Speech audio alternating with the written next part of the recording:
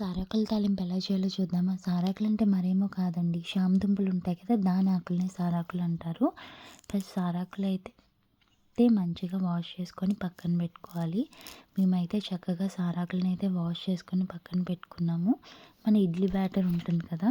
First అయితే ఒక ఆకుకి idli batter apply చేసి దాని మీద ఇంకొక ఆకు వేసుకోవాలి. అలాగా ఒక 7-8 ఆకులని అయితే వేసుకొని తర్వాత మంచిగా ఇడ్లీ బ్యాటర్‌ని అప్లై చేసుకొని రోల్ చేసుకోవాలి. రోల్ చేసిన దానికి కూడా ఔట్ సైడ్ కూడా మంచిగా ఇడ్లీ బ్యాటర్‌ని అయితే అప్లై చేసుకోవాలి. అప్లై చేసుకున్న దాన్ని ఒక ప్లేట్‌లో పెట్టుకోవాలి. ఇంకా రిమైనింగ్ ఆకులకు కూడా సేమ్ ఇదే ప్రొసీజర్‌లో మనం ఇడ్లీ బ్యాటర్‌ని అప్లై చేసుకొని ఆకు మీద ఒక ఆకు వేసుకొని ఇంకా ఫుల్ చుట్టూ కూడా ఇడ్లీ బ్యాటర్‌ని మంచిగా అప్లై చేసుకోవాలి. మనం ఇడ్లీ అయితే ఎలా స్టీమ్ చేస్తామో వీటిని కూడా అదే విధంగా స్టీమ్ చేసుకోవాలి. స్టీమ్ అయితే చేసేసుకున్నాము. స్టీమ్ చేసిన వాటిని పక్కన పెట్టుకోవాలి. అవి కొంచెం చల్లగా అవుతాయి కదా!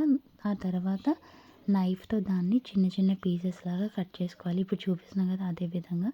దీంతో అయితే మనం చాలా రకాలు చేసుకోవచ్చు. సారాకుల పులుసు చేసుకోవచ్చు, బజ్జీ చేసుకోవచ్చు, తాలింపు చేసుకోవచ్చు. నేనైతే సారాకుల తాలింపు ఎలా చేయాలో చూపిస్తున్నాను. ఫస్ట్ అయితే ప్యాన్‌లో ఆయిల్ వేసుకొని అందులో మినపప్పు వేసుకోవాలి.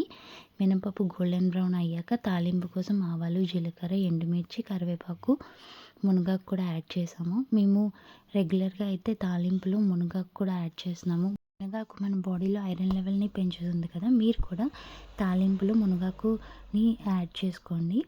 అండ్ దాని తర్వాత అల్లం కూడా వేసుకోవాలి. అల్లం వేసుకున్నాక మనం చిన్నగా కట్ చేసుకున్న ఈ పీసెస్‌ని కూడా వేసుకొని బాగా కలుపుకోవాలి. అంతే ఎంతో టేస్టీగా ఉండే సారాకుల తాలింపు అయితే రెడీ. మీరు కూడా మీ ఇంట్లో ట్రై చేయండి. Please like, share and follow for more videos.